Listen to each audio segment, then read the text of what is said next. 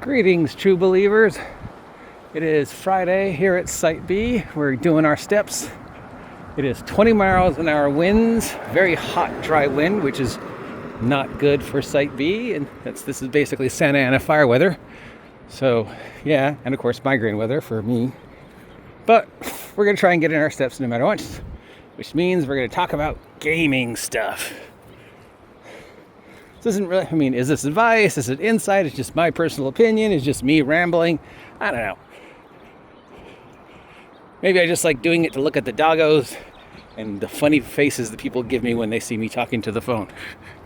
Anyways, it's an excuse to get outside. And of course, my shoes are untied because I suffer from extreme shoe untiedness. There's no cure for extreme shoe untiedness, but with your donations. So continuing with our rambling thoughts on publishing. We've talked about home rules. We've talked about dice rolling. We talked about should I sell a game? Let's talk about the market. Do you, prospective game designer, looking at the market, decide I'm going to release a brand new system because I've got all these ideas and I've got this system and I've homebrewed the fuck out of it and I've play tested it for years, so I think I can have the system run on its own without any lead up? Do I just jump on the bandwagon and hook my wagon to something that's productive and make a supplement, for use with?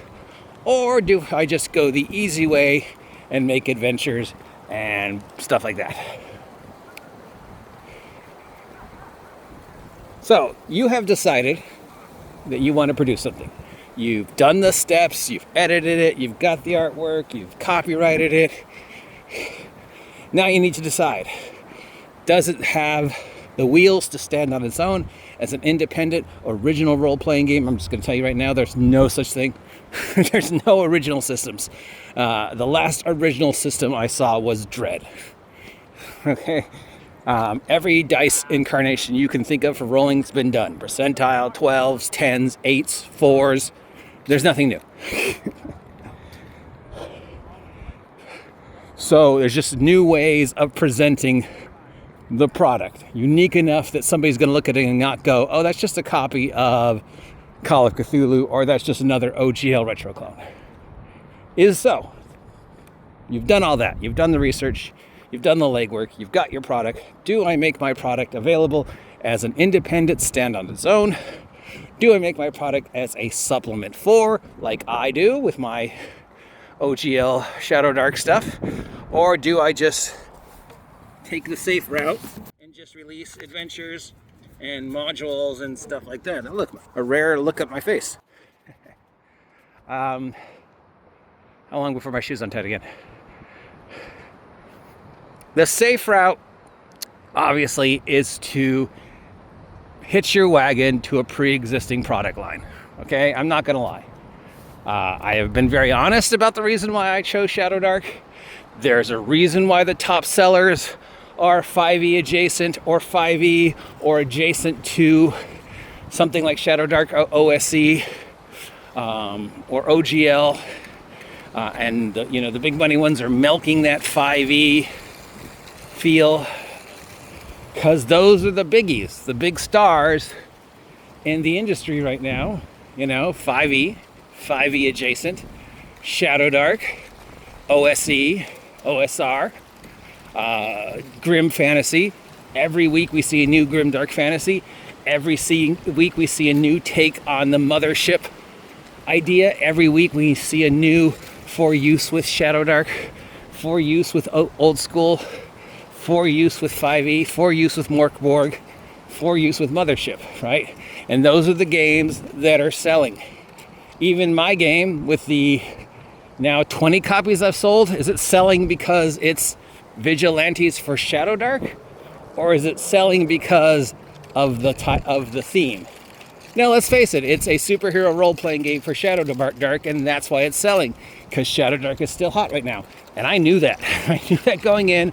I am blatantly honest about it. There is a reason why I chose Shadow Dark. Plus, it was the best system for what I wanted to do. It was the closest to the systems I was emulating. So yeah. So, safe bet, make a 5e adjacent game using the 5e Common Core, or make a 5e adjacent game using the OGL/ORC, make a Shadow Dark adjacent game, or make a game that's adjacent to one of the titles that are really capturing people's attention right now. Morkborg, Mothership, Shadow Dark, anything Grimdark, stuff like that. Right? Those are the games that are going to sell. If you want to make your own game, it is in your best interest as a salesperson, at least at the start of your career, to hook your wagon to somebody else, right? I mean, yeah, it's just basic business 101, especially for this industry. Morning. So that's probably your safe bet. Your next safest bet is the easy out. Just make supplements. You know, make dungeons, make monster books, make race books. This book adds 20 new heritages to D&D. This book adds 15 new subclasses to Shadow Dark. An all new way to play Pirate Borg. Every week we go through the Kickstarters, and every week I'm pointing out these games. You know, when in doubt, make a monster book. When in doubt, make a Lovecraft book. When in doubt, make an adventure. If you're willing to do the time and the effort and make it work with the system, it's easy. It's a lot easier than what I did and what Victor's doing, or Panda and Stuffy, that's so sad. Oh my God, somebody lost their Stuffy. Some baby lost her dolly. Oh, that hurts. Anyways, yeah. Look, guys, there's a reason why there's so many 5e monster books. And so many approved for use with 5e adventures. And so many people saying, I'm going to try and take 5e and make it be grimdark. Make it be cyberpunk. Make it be pirates. Make it be anything but. Because I'm counting on the 5e to springboard me. Okay?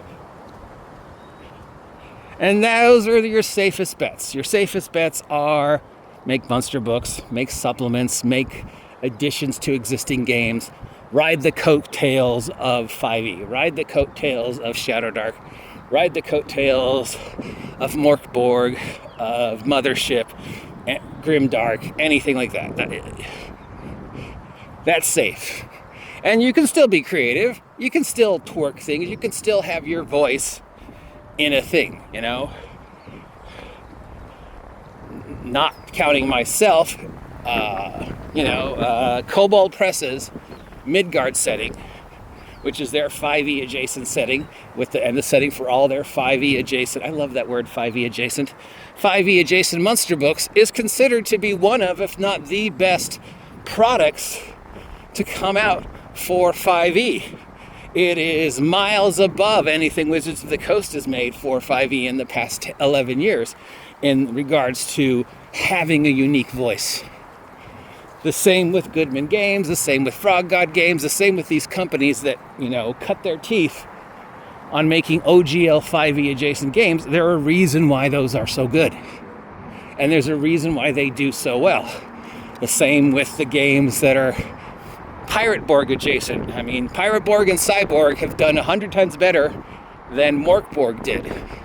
Because these guys were smart. They knew how to ride the coattails of an existing game as well as add their unique voice. Same thing I did. And that would be my recommendation. That would be the safest way to get your start in the gaming industry, to make product that you're passionate about, but still make product that's safe enough that you're guaranteed to sell something, right? But maybe you've got a voice that can't be quieted. Maybe you feel the system you have made is so good that it could stand on its own, and it's unique enough that it will be a shining light in the fog that is the glut of 5e adjacent nonsense. So we would have to go back to yesterday. This is basically a continuation. Should I publish my own game?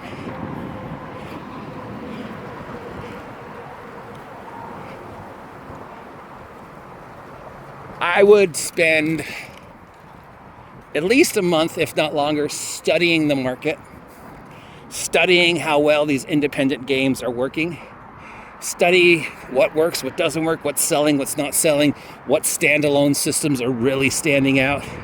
You know, there's only 35 stories you can tell. There's only so many ways you can roll dice.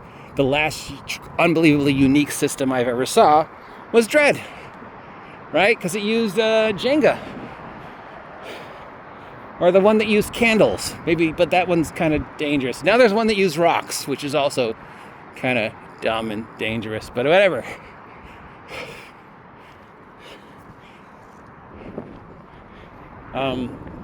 So yeah, look at the market. Look at the market. Look what's working. Look what's selling. Look who your competition is in the truly independent game company. Look at the genre. Is it a space game? Is it a fantasy game? Is it a gonzo sci-fi fantasy game? Is it Old West? Is it superheroes? Morning. Who's your competition? Who's your market? You know? Are you a niche within a niche like me? Are you more openly available to a lot of people? That you got to do that research. I mean, that's the first step.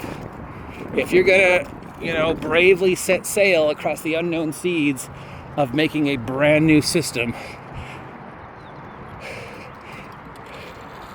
it's got to be original enough that people don't go, oh, that's just a copy of Eberron. That's just a copy of Mothership. That's just another Grimdark game. I've seen that.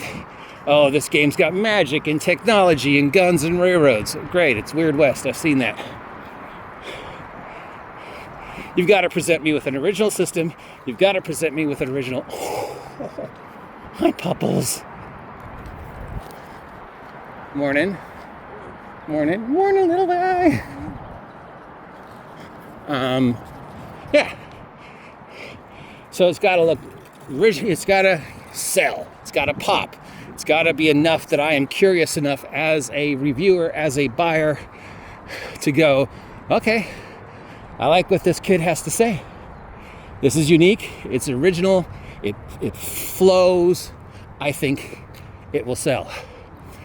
I don't think you're going to make $1 million unless you've got a Brandon Sanderson level of reputation behind you. If you're some scrub YouTuber like me, you're not breaking the bank, buddy. Don't quit your day job. And I'm just going to repeat what I said yesterday. So for those of you who saw yesterday's video, you don't have to keep listening beyond this. It's got to be clear. It's got to be concise. It's got to be presented well. It's got to have a cover page that pops everything I need to know about the game. I need to know within the first 10 pages. I need a character record sheet. I need a table of contents. I need an index.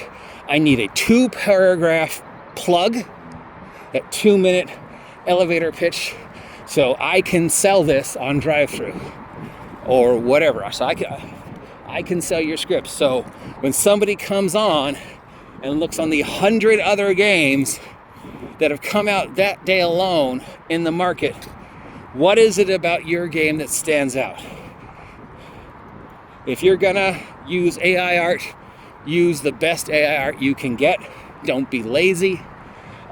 Don't use watermarked public domain art, because that's just gonna get you in trouble. Make sure your ass is covered with your copyright stuff and your legal stuff. Give me a table of contents, give me an index, give me an example character sheet. Give me a simple to follow system so I can make a character within the first 20 minutes. And then of course you've got to set the standard. Can I make Spider-Man? I don't know why Spider-Man became the default character to make. Other than, you can fit Spider-Man in any story and he stands his own. But can I make a character that I have in my mind quickly in your system and play it? And how many things do I need to play your system? Has your system gimmick heavy, like Daggerheart? Because let's face it, if it wasn't Critical Role making Daggerheart, nobody would buy that piece of shit, because it's just too gimmicky. And what happens when I lose the cards? Right? And so, yeah, Daggerheart will succeed or fail based solely on Critical Role and not the quality of the product. It's unfortunate, but it's true. The same for DC-20, the same for Draw Steel, and the same for the Brandon Sanderson game. They're going to rise and fall on the reputation of the designers, not the quality of the game. You don't have that reputation. I don't have that reputation. Very few people of us have that reputation. So your game is going to have to stand on its merits.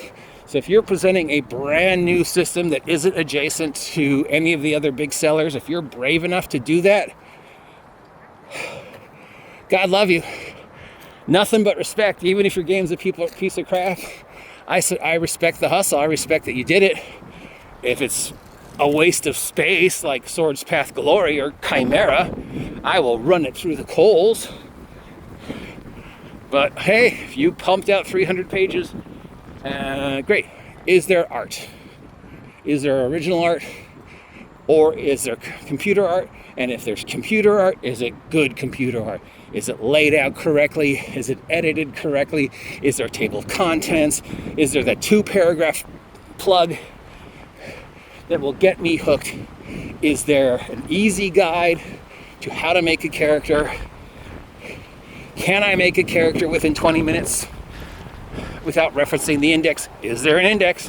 One thing I forgot in my game was a table of contents. I wrote one. I don't know why I didn't make it, but when I re-release it, I'm gonna have to put in a table of contents and probably in other things. So, yeah.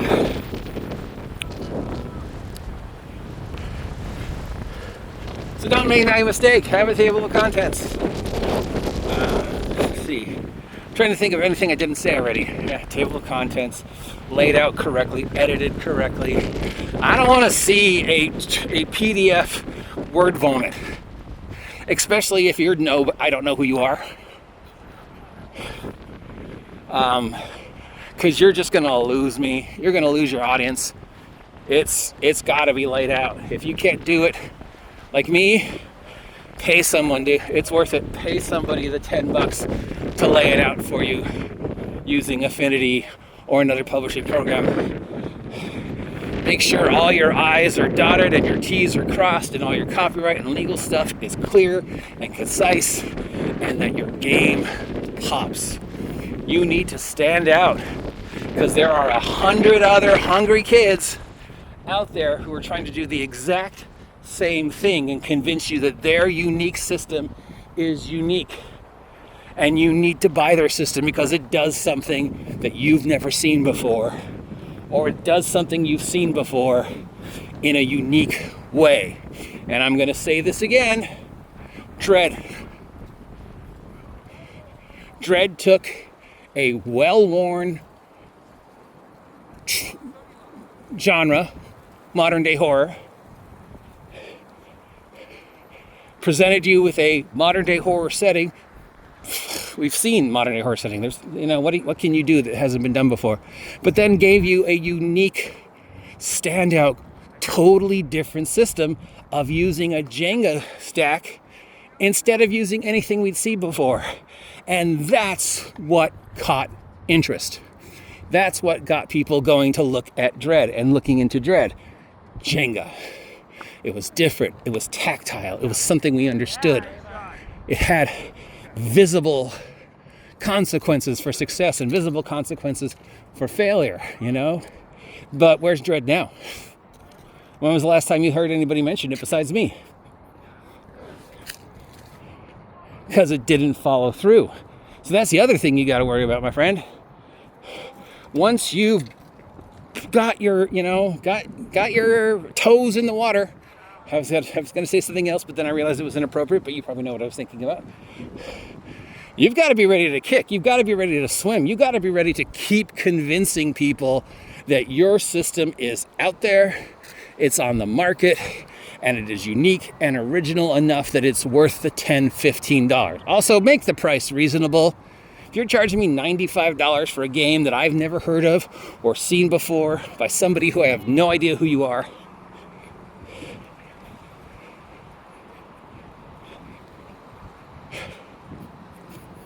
morning, and that game doesn't pop, I'm probably not spending that $95, dude.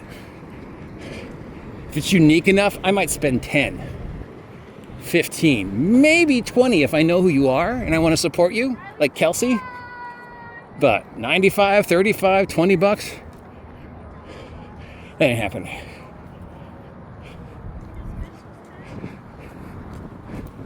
Hi, friends. Morning. So there you go, right? I don't think I need to repeat it. I think you've got it, right? To refresh and get back to the beginning, because I like to always restart where I started. Best bet, unfortunately, hook your coattails to another system. At least to make your name known, right? You're not proud enough, you're not big enough, you're not important enough in the industry that if somebody says, hey, let's make a 5e adjacent game, you're going to say no. If somebody gave up to me right now and said, let's make a 5e game, I'd say, sure, when? Because I know that's where the money is. Same with Mork Borg, Mothership, Shadow Dark. Make supplements, make monster books, make adventures, make them cheap, make them stand out, make them fun, make them something I want to play more than once, present them well, market the shit out of it, even if you're taking a loss. If somebody says, I'll review your game for $5, go, yes, thank you, here's my $5. But if you're brave-hardy or foolhardy enough to make your own game, again, nothing but respect. I just hope it's good. I made a game in the 90s, 1996, 1997, and I thought I was the shit. I thought it was the best game ever. I thought I sold 15 copies. I'm God King. I will tell you now, that game was a piece of crap. And most of the copies I sold were people who were just curious, or who were friends, or who were like, hey, I like the art.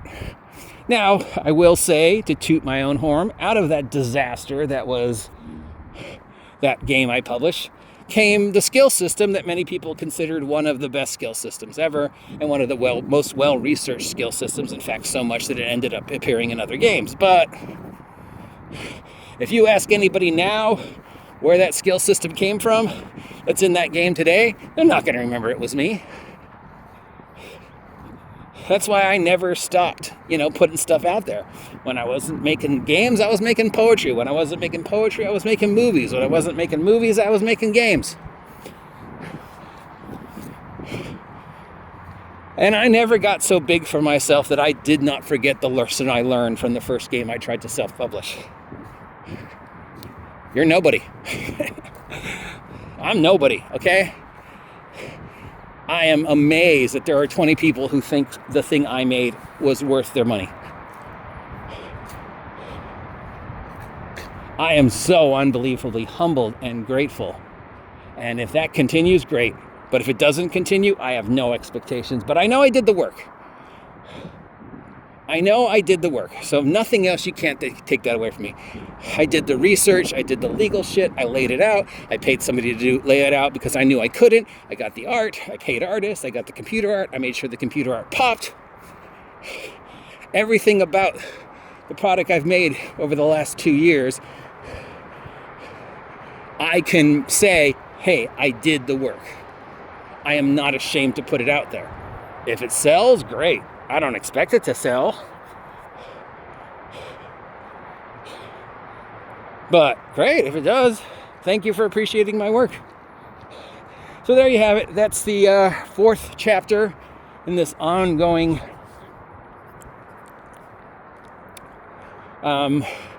rambling documentary of advice, question mark, about game design.